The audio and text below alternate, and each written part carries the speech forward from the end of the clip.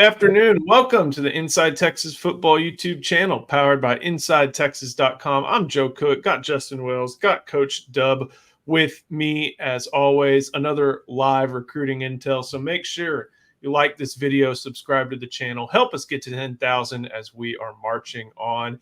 It's a great time of year. Friday night lights and even some Saturday night lights are going on as Texas goes 2-0. So we have a lot of recruits to talk about. A flip that we haven't gotten a ton to over the course of the weekend. We talked about it in the post-game show. We had that intel over on Inside Texas. So make sure you you join Inside Texas. Head to InsideTexas.com. We've got the scoop over there. Make sure you get some comments in and questions in as well. We are going to try to get to those. And yeah, Jay, we are really live. If it says live on whatever platform you're on, we are live. So thank you for joining. Thank you for everybody. We're really live. Yeah, I like that. Hey, we're here. We're always here. We're breathing. Yeah, buddy. Exactly. So one guy we got to get to, we haven't gotten to as extensively as we needed to on this channel, is Myron Charles. That is the Port Charlotte, Florida defensive tackle. And while I tried to load up his film, Justin, how big was this flip for the Texas Longhorns class? Not just for Kenny Baker, but just for the class in general. It's big, Joe. You and I and Coach know how big this is. Texas had a focus in 2025 as the D-line, and then they have to get 4 good ones. Just because of the last 2 cycles. They have got to restock that cupboard. And they basically put that on brand new D-line coach Kenny Baker's shoulders. And it's taken him about 6 months to find his footing, to kind of get in with his guys, to build those relationships. And, people wanted that instant gratification. Hey, he's the new coach. Let's get these guys now. And it just doesn't. It's not an easy bake oven type of recruitment. It doesn't work that way. But like with Josiah Sharma, you just play the long game. That's the same thing they did with Myron Charles. Look, they knew Myron Charles was going to flip before they ever kicked the ball off Saturday. This thing was done Friday. And so that's got to give Kenny Baker some Sark some confidence, because this is a guy that, just watch his tape. South Florida kid, big, mean, nasty. I mean, they're all nasty to an extent. They're just a different level of athlete. And Myron Charles brings that. This is the guy that snuck on campus once, maybe twice during his recruitment. And, so he always had kind of an affinity for Austin and for UT. And now he joins the class as the second one. Now Texas has 2 more to get. But I got to tell you, if Josiah Sharma and Myron Charles are the floor for the D-line hall, y'all going to have to start getting Kenny Baker a lot more love. Charlie, I think when we talked about this back in July with Sharma, about how Kenny Baker did everything right in the recruitment, but things happened, didn't earn the commitment. This feels like it was another case of that. And as we have learned more and more in the portal era, never burn a bridge, because you never know if you might need to cross it further down the road. Yeah, definitely. And I think you can kind of just continue to build a relationship with these kids. I think, getting on campus, he got kind of a late start, but Coach Baker made up ground quickly, right? And these kids found out what was real and what was not for them, right? And they felt like Texas was for them. If Texas was home. And so and that kind of recruiting, with a recruiting pitch, Coach Baker, hey, give me some time. I'm recruiting you. I'm getting to know you. I'm going to tell you how we're going to use you. But Texas is actually showing guys exactly how they plan to use them on the field. And winning and results matter more than anything else, because everybody else can tell you a bunch of things, but the proof is in the pudding, right? And Texas has shown that 2 weeks back to back. But a lot of guys playing, might I add, right? Coming in and filling in and getting time. And I think you never burn a bridge. Just continue to build that relationship, continue to talk to these kids, because you just never know, right? And play the long game, like Justin just said. And with Sharma and now Charles, man, Coach Baker was able to do that. And I'm excited. I really am, man. He's doing a great job. Just give him a little time, baby. He's all right. He's coming. He's coming around. Let's give it a little time. Yeah, that's it. Just a little. This is not an easy bake oven class. That's not how this works. You preheat the oven and you let it marinate. You got to let the meat marinate, or it's not going to be good and juicy. We're not doing this early. Sark knows exactly what he's doing, and it does not hurt that the Texas Longhorns are the number 2 team in the country, and they look pretty damn stout right now. So one of the things about Myron Charles is he is in the Southeast, and that is a place where Kenny Baker has a lot of experience recruiting. And now a few more of his targets are in that Southeast region. And Justin, one of the things on the inside scoop that you talked about was all the different defensive line guys that they're after. But the main one I think a lot of people are curious in, and man, it's been tough sledding for the Noles of late for a variety of reasons. But Javian Hilson from Cocoa, Florida, a place that Texas has been in the past, maybe not getting a player, but has recruited, has made sure to stop by. And Javian Hilson, a player who I got to interview after his official visit. He was a Central Florida commit at one point, or he had them in his top group. Florida State won out. But Texas, even though they have Smith Arogbo and Lance Jackson in the class, Javian Hilson's someone they've stayed after just because he is the quality of player that you may want to keep around. And what's the latest with how the Longhorns are doing with Javian Hilson? So with Hilson, and Brett asked a good question, and we can tie these together. How does Hilson affect Lance Jackson and Smith Arogbo? I'll say this. You add Javian Hilson to those two, you might have the best edge group in the country. Like that's just ridiculous. Like they could close up shop right now and have a great class. But you don't turn down those big war daddies. You just don't do it. And Hilson is that dude. He is twitchy, he is athletic, and he is mean. He's another one of those Florida athletes that just pins his ear back and gets after it. He came to Austin in June for an official visit, and there was a strong sense that Texas was the runner-up in that recruitment, that Florida State kind of had laid the foundation a lot earlier, a lot sooner, and that Texas was going to have to catch up. Well, that's what Texas did. They caught up. And Kenny Baker deserves, he's involved. PK is really, really involved in this recruitment.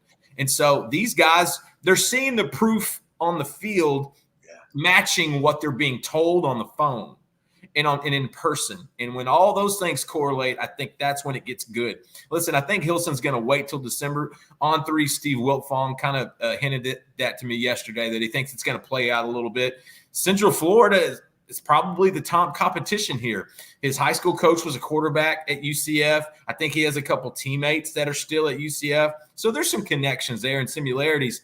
But again, when you're watching Texas right now, what they're building, not just on the field, but outside the program, in the stratosphere, it is hard at this point to tell those guys no, especially when you committed somewhere else and they stayed in touch.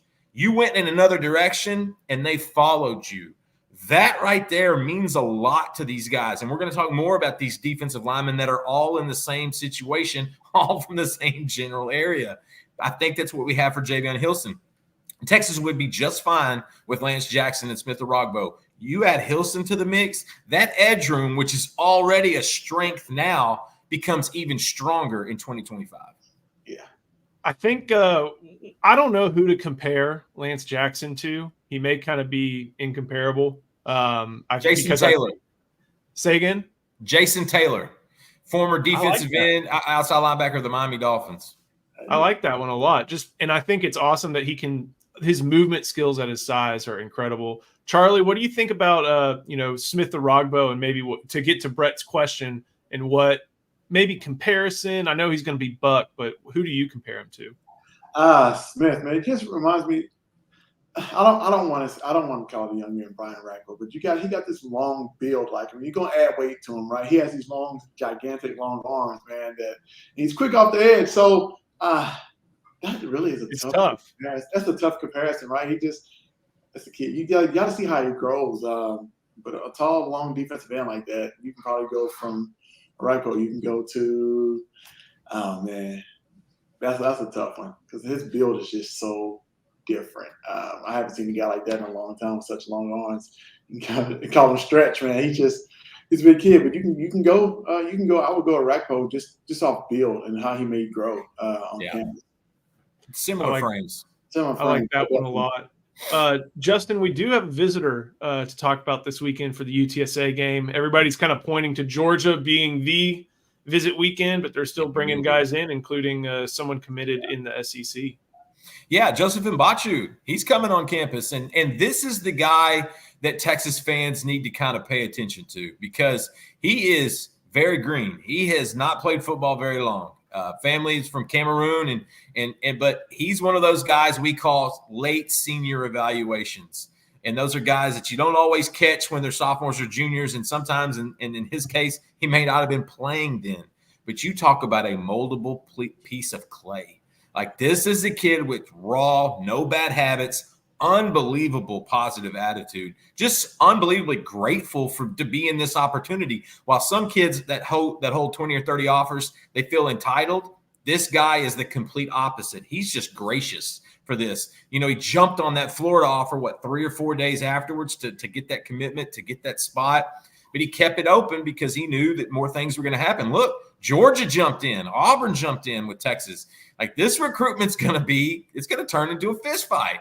And I think it's actually going to take down all the way to November and December because Mbachu has to organically grow these relationships. He really likes Coach Baker early on. He wants to see Texas. I talked to him last week and we wrote about it. He wants to see if Texas really is as big as people have told him and how good the barbecue and the food are. So he's already getting coached up. He's already done some research. And if you've ever talked to this kid, you talk about just a ray of sunshine. I think this would be a great kid for any program. Late bloomer, going to be on campus this weekend for the UTSA game. I believe this is going to be his official visit. If it isn't, I think he's going to come back in October or November. We'll let us clear that up. But he's definitely coming in this weekend. Texas is going to try to put that best foot forward, put a stomp on UTSA. But again, this is all new to him. And so I think that actually gives Texas an advantage. I think one of the things that shows how new to him this is I think either Georgia Southern or Georgia State or both schools are one of like his first offers. And he's still, I think, taking a visit there, even though he's got Texas, Georgia, all these teams that come through Grayson, a great high school there in Loganville where Nick Brooks, a commit, is already. Just to show how new this is to him, he's still taking like interest from Georgia State and Georgia Southern just because they offered him early. Coach, you see a guy ranked like this in the thousands, but when you think 6'5", 280, it's like whatever on that ranking. It's what this kid can become. Yeah, definitely. I don't care about the rankings. Definitely, if I'm a coach, sometimes a guy has that kind of frame and build. I'm looking at a guy I can mold and actually develop. That's the guy I'm gonna put on the board and show every recruit in the near future. Hey, I made this guy X, Y, and Z, right? And so Coach Baker has the ability to kind of mold the clay with this guy, and of course with the guy given height and size, this is a guy you would want in the room and kind of put your stamp on, right? As a coach. So I don't really care about the ranking so much that you look at his building and what you feel like he can't become. And I think that's the biggest thing with every coach is you always want that staple to say, a guy to put a stamp on and say, hey, I coached out and developed this guy. He came in, he had the size, but he was raw. And now he's a whatever draft pick, right? And so this is the type of kid that you take. Every coach wants, honestly. And not to mention Nick Brooks, he's got a teammate committed to Texas. Mm-hmm. And those aren't always the biggest deal, but those are data points that you have to always think about because Nick Brooks loves him some UT, and I guarantee you they're talking about that at lunch right now in the cafeteria.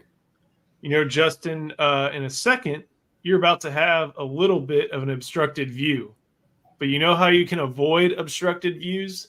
Go to Game Time. You can go to the app. You can check out and see what your seat will look like. I was just checking out tickets for the UTSA game, and they have them all over the stadium. It may not be the same for Georgia, but that's the place to go for it. You get to see what the view from your seat is like. You also get the all-in price and even cancellation guarantees. Go to Game Time. That's the best place to check not only college football tickets, but pro football tickets. Now that the NFL's back, I split my fantasy ledger this week, and I was watching it all day.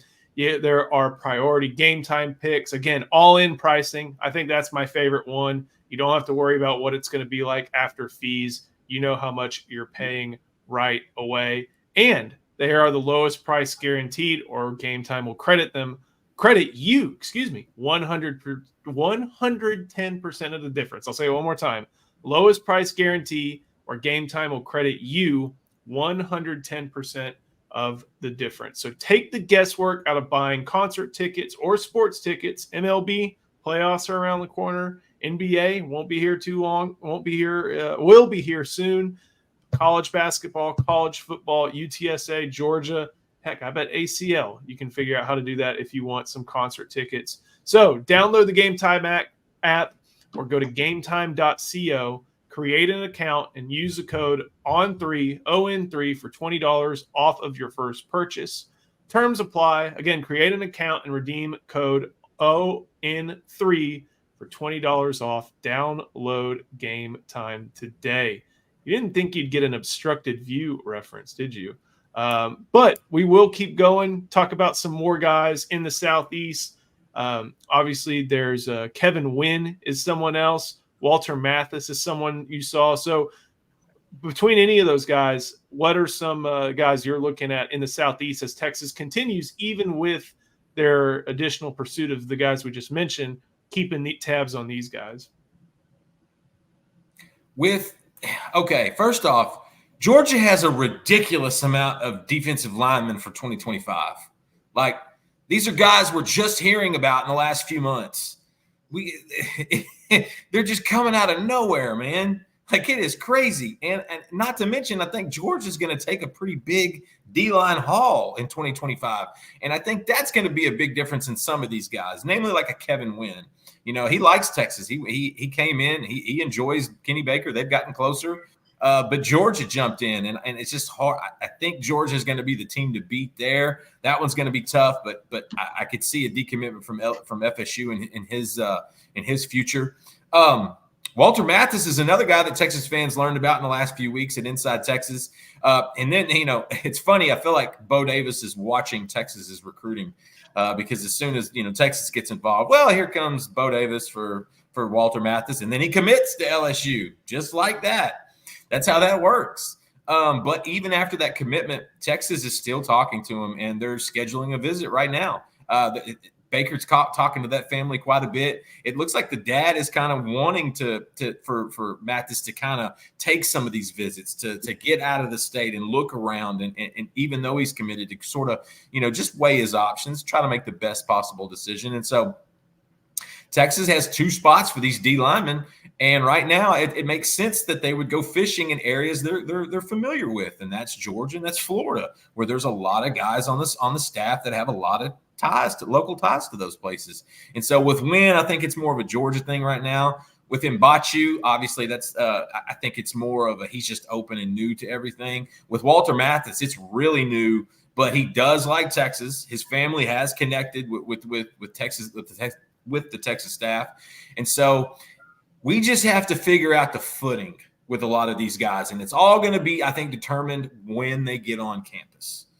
We got to see these out-of-state kids. That's the old adage. Wait till they get on campus, these out-of-state kids, before you can really make it real. I want to see these guys come back in the fall. I think that's what really sells it. And I think you could at some point see each one of these targets back in Austin at some point, starting with obviously with Mbachu this weekend. But that's just what Texas is doing right now. They need two more big-time defensive tackles in this class.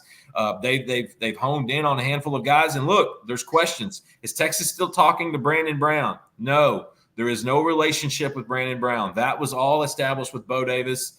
Kenny Baker connected with the mom and Brandon, but it just wasn't enough. And then with Zion Williams, yes, Texas and Zion still talk on a regular basis. Zion is solid to LSU. He is locked in. He loves Bo Davis, but he's watching the games. He was watching that game against USC 2 Sundays ago and watching that defense just get pushed up and down the field, and that D-line just really, really having a hard time getting any sort of surge. He's watching. And so Zion's paying attention. Again, he's solid to LSU, but him and Texas, him and Kenny Baker still talk on a regular basis. I would not be shocked if Zion winds up taking a trip to Texas this fall. So D-line recruitment, that's why you come to Inside Texas, because this thing is changing daily. There's always some sort of involvement when it comes to who they're targeting, who's they're going to get on campus, who just decommitted, who just flipped. I mean, we weren't 20 minutes off of a Michigan win until Myron Charles flipped right in front of each other. And so I think that just makes it so much more exciting. And to give you a little insight on Charles, that had happened on Friday. Texas knew before, Kenny Baker knew before they went into Ann Arbor that Myron Charles had flipped. And you know what? That's got to give you a little bit of confidence. That's got to give you, stick your chest out a little bit. It happened Saturday afternoon. Inside Texas had the most. We were prepared, and we're going to be prepared for these next two D linemen, whoever they take in 2025. Kind of speaking of that, we're going to start going through some questions, as you saw with V. Brown. Got to go back to Brett. And how much did the Michigan win move the needle with 25 or 26 recruits? Charlie, you and Justin were able to talk to some recruits, but what was some of the feedback you got from the guys you spoke with? Yeah, just talking to a couple of recruits, Jonathan Cunningham, who's a Texas commit. It says something interesting. He expected Texas to kind of go in and dominate in the trenches like he did on Friday night, right? And for Texas to actually go out there and do that, he wasn't too surprised. He expected it because he knew who Coach Kyle Flood was and how he coaches and how he develops guys. And so he wasn't too surprised, but Cunningham was so confident in his defense getting stops. He was just happy to see that, Texas went out there and dominated and pretty much suffocated Michigan's offense. And, man, this is a great performance by the Longhorns, but these guys are really excited to see Texas perform well on the big stage. It's almost like I expected them to, right? Enough. We've heard about it, but actually seeing it, these guys were just super pumped up and excited to actually see it come to fruition, though. I think it moves more with 2026, Joe. I think it moves the needle more with those guys. I think it solidifies 2025. Yeah. I think it tells those guys you made the right call. James Simon gave me a prediction, 42-28. Then he's texting me, midway through the game. I think I gave Michigan too many points. It's one of those things. But with 2026, the number one running back in the country was in the stands. Yeah. He was in Ann Arbor, Javian Osborne out of Forney, Texas. And it looks like it's coming down to a Texas-Michigan battle for his recruitment. And him and I were texting throughout the game. And I honestly think it moved the needle with him more than any of the other recruits. I mean, when you got a guy in the stands and he's noticing how Texas fans travel, that was something he recognized. He didn't realize so many Texas fans were going to be able to take over the big house. To Javian, that was a big deal. I talked to his dad. They got back from the airport on Sunday. Talked to him a little bit about it. He wasn't surprised, actually. He thought he kind of saw that coming as well, like some of the recruits did. Absolutely loved the Texas faithful and how they traveled, how they treated each other. But yeah, moving the needle, Brett, it probably just solidifies it really with 2025's 1-2 games doesn't do a whole lot. The course of a season, I think, really kind of sways that. But with 2026's, I think it moved the needle a little bit, most notably the number one running back in the country, Javian Osborne. I think as we've seen, when you're spot on, the 2025s have, for the most part, made up their mind or have a lot of the data to where a game isn't going to do a lot. But 2026s are still in information gathering mode. Right. And we always tend to see, these, and NIL does change this in a lot of different senses. But the guys in the junior class, they're watching these games now to kind of cull their list. All the guys in the 2025 class, for the most part, have already made their list shorter and they know which games they're focusing on. Yeah. These types of wins help them determine which games to focus on.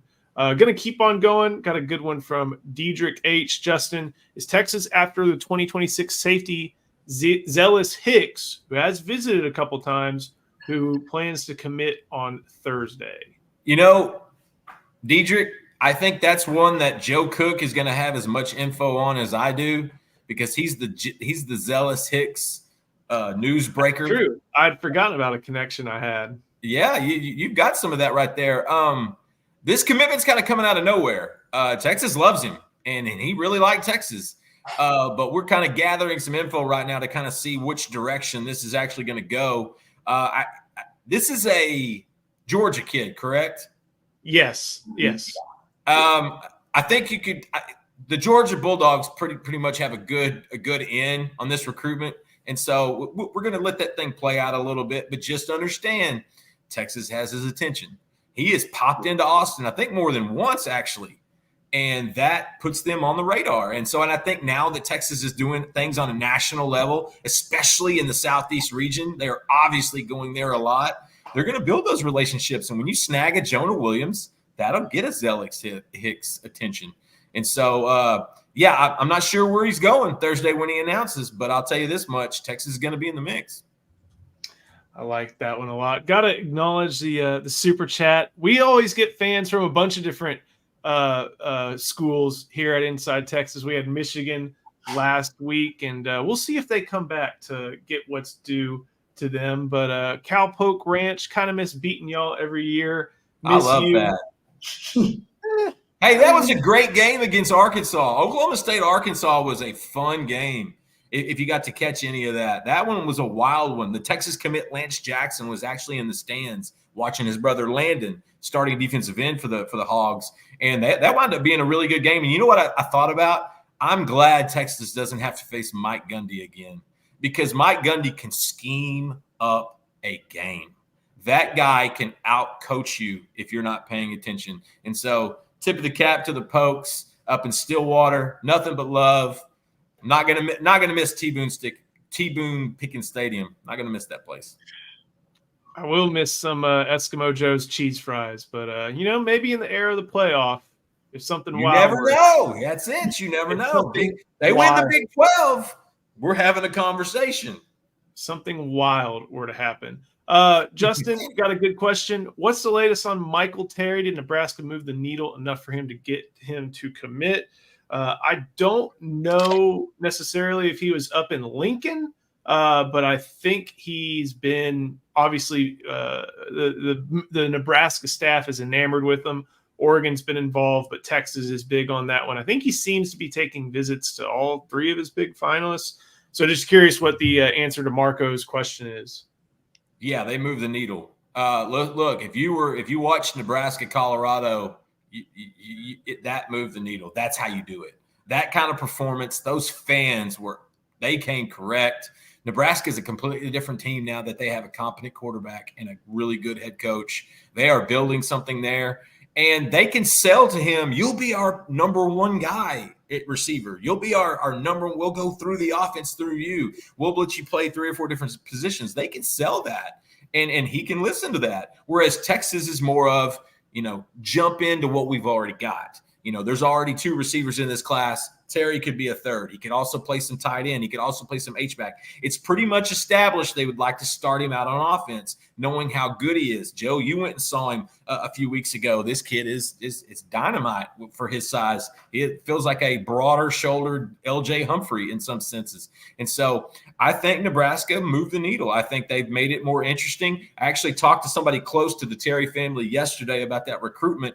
Don't forget, Michael Terry's family is still interacting with Texas parents on a regular basis. They're trying to gather as much information as possible. I think they wanted a decision to already be done by this time. So the more it's stretching out, the more they're trying to gather. And I still think Texas has the lead there. But going to games like he saw Saturday in Nebraska against Colorado, great atmosphere, great showing on the field, those will always move the needle, especially when you're the primary guy for them in that 2025 cycle.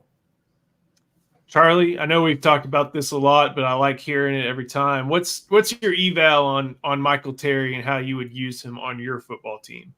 Man, Terry, the guy, I'll probably move all around the field, man. I can flex him out. He can do a little inline blocking, or he can be my receiver in the goal line red zone situation. I can throw a fade ball up to him. And all else fails, I might stick him in the backfield and let him run the ball too. Like, he can do it all, man. You might see him getting a reverse like Ryan Wingo did on Saturday, because he can do it all. And then, specialty, I might use him on defense to go hit somebody. But offensively, man, this guy can line up pretty much anywhere. He can flex out. He can play outside receiver. He can be the number one. He can play tight end, or he can line up in the backfield. So it just really depends on who you're playing and what you need him for, honestly, man.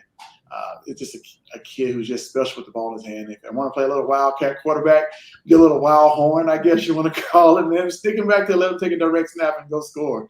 I think he can do that as well. So he's just a special athlete. One of the things about like athletes that we see very often is, I know I've said this before, they play the go win the game position. And sometimes that can be putting a guy in the slot and making him run like just a stick route, getting the ball as quick as possible and then let him go, or let him do reverses or stuff like that. I think that wild horn thing could work well because they play him at running back pretty regularly. And being honest here, it's not like there's a bunch of world beaters on that Alamo Heights offensive line. They're helped by Terry. It's not so much them helping Terry all the time, but he still knows how to run the ball. Like he knows how to go behind gaps and schemes and stuff like that. So I really like seeing that. And this is a good point from Clay Copeland. Helm lined up outside the hash several times last weekend. That's a good place for Terry. Yeah. And I'm not sure Helm was the primary target on those looks, maybe more to create matchups for the three. But if you have a progression, that guy needs to be over there. And man, that would create quite a matchup if you've got it'd kind of be like, I don't know, do you call that 10.5 personnel almost with what you can do?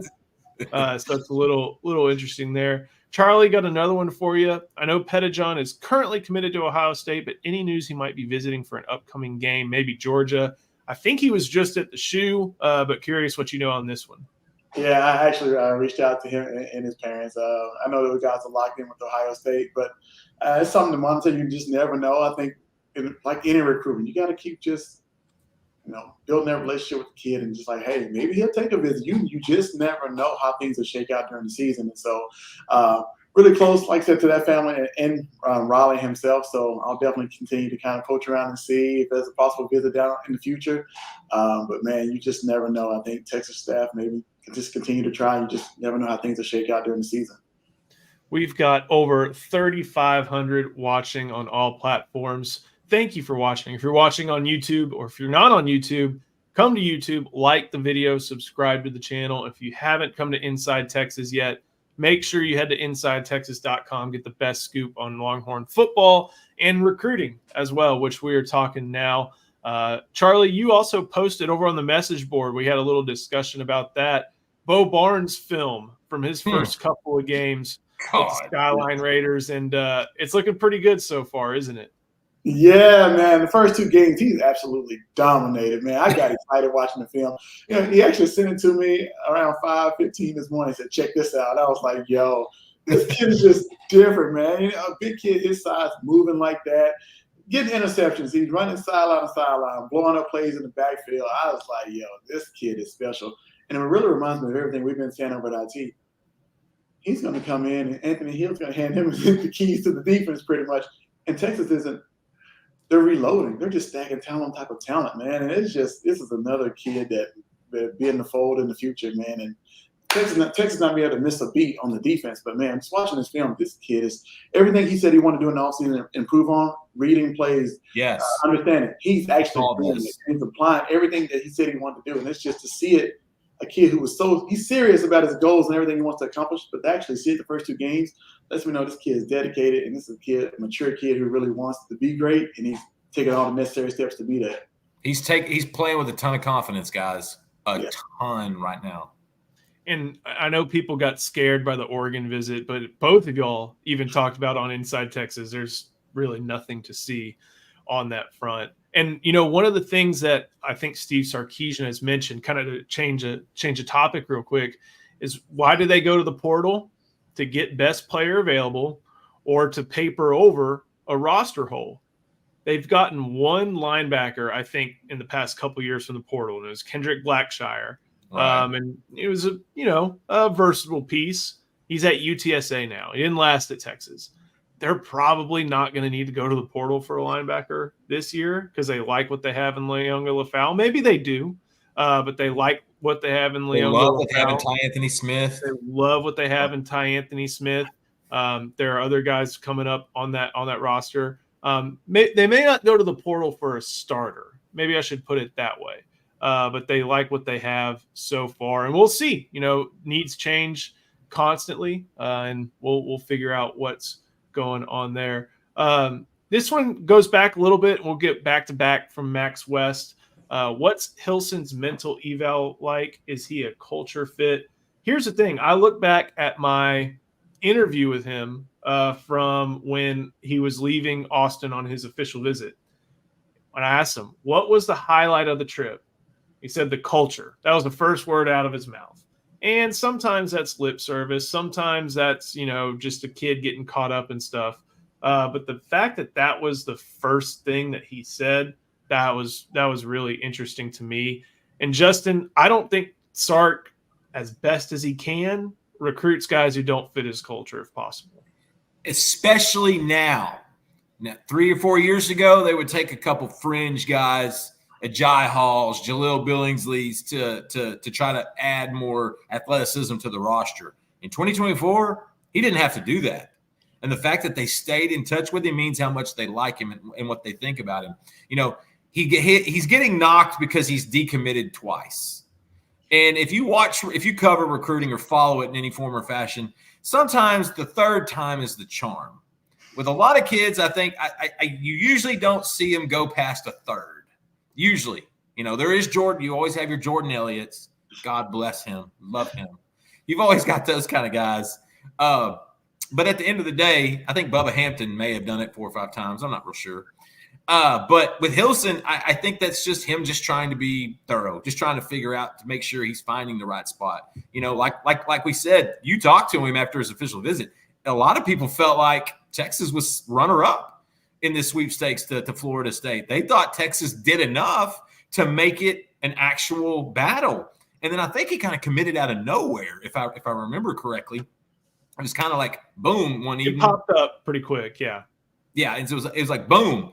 And then all of a sudden, you know, you see that. And listen, to add to what to your point, they've already got Smith Arogbo and Lance Jackson. To double down and get a third guy when you really don't necessarily need to, but you do not turn down talent.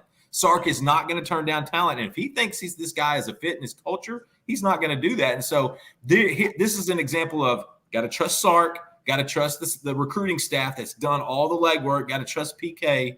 Because, again, if you could close up shop right now with Arogbo and Lance Jackson and have a pretty nice edge class. You add Hilson to the mix, there must be something there, guys, because Sark and PK sure do love him. And remember one thing, rosters are about to expand, at least scholarship rosters. And we're going to figure out that effect like you are and like the coaches are. What guys are willing to stay on a roster, what type of guys Texas is willing to give offers they may not have previously. We're going to find that out with everybody else. But that also means there's more room for guys in a class and things like that. And granted, when you're breathing the air Texas is with these top 50 guys, top 40 guys, even at this position, it's a little bit different math. But still, I mean, there's room to add multiple guys at these positions. Justin, another good one from Max West. What's the running back outlook for next season with injuries? You know, a double ligament with a knee is always tough. And Achilles is always tough when you're looking at Baxter and Clark. But 2 more are coming in. 1 could be leaving for the pros, maybe. There's a lot of different things at play here. Makes this tough to answer, but I'm going to ask you to do it. Yeah, this is tough, and this is something I talked to James Simon about on Friday night. You know, because his mindset is he sees what can happen. That's why he's going to be on campus early. He's enrolling early, him and Ricky Stewart both, because they see if they can get on campus, Texas will play the young guys. Things happen, injuries happen, and Choice and these guys have told them, I'm not going to promise you anything, but if you work hard, you're going to get a chance. They see that. Jarrett Gibson's performance the first 2 weeks is so much proof to these young running backs. You can come and do it if you get there early and do what you need to do. They'll get CJ Baxter back next year, and he'll be fine. You know, if Jaden Blue goes for 1,200 yards, 10 touchdowns this year, he's probably going to the league. That's something that you're going to have to monitor and pay attention to. And so that running back room, it's kind of like what we talked about with Hilson. You got to trust Tashard Choice. I don't know if anybody recruits their position better on the Texas staff than Coach Choice. And he has those guys ready. And they don't necessarily go to the portal. Velton Gardner was an exception to the rule. They generally don't go to the portal. They would rather emergency. That was an emergency, and they had 1 spot.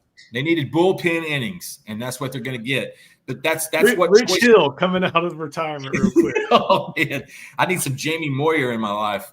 23-year-old major league vet. But no, that's just, you got to trust Choice. He's going to do that. But honestly, Ricky and James Simon are looking at it like, if I work hard, I can get on the field early. You know, if things happen the way they do, you can get on the field early. I'm a little worried about Christian Clark just because an Achilles with a running back position and with the cutting and stop and start, it's just brutal, but I'm sure he's going to be just fine. I think that room is going to be so much stronger next year than it actually is this year because they realistically could only lose one guy. So there's going to be plenty of bodies there, but trying to figure that out right now, that's an exercise in futility.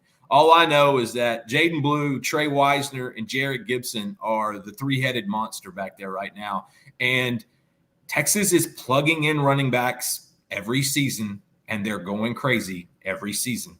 It's got to be the scheme. It's got to be the development. It's got to be the offensive line. It's got to be the play calling. It's got to be all of the above. I'm trusting Choice in that room. I think Ricky and James will come in January and be ready to push those upperclassmen. Death, taxes, Deshard Choice taking 2 running backs per cycle. Like that one right there. That's when we got to start spreading around, maybe make the signature on the Inside Texas message board. And speaking of the Inside Texas message board, if you're already here, you love our stuff, like the video, subscribe to the channel, but come join Inside Texas today. Get the best scoop on Texas Longhorns football. We have great everything: recruiting scoop, team info, team coverage, post-game coverage here on Inside Texas, everywhere you can find us. Come check us out. Thank you to our sponsor, Game Time. Coach Justin, thank you so much. We'll see you next time. The Inside Texas Football YouTube channel, powered by InsideTexas.com.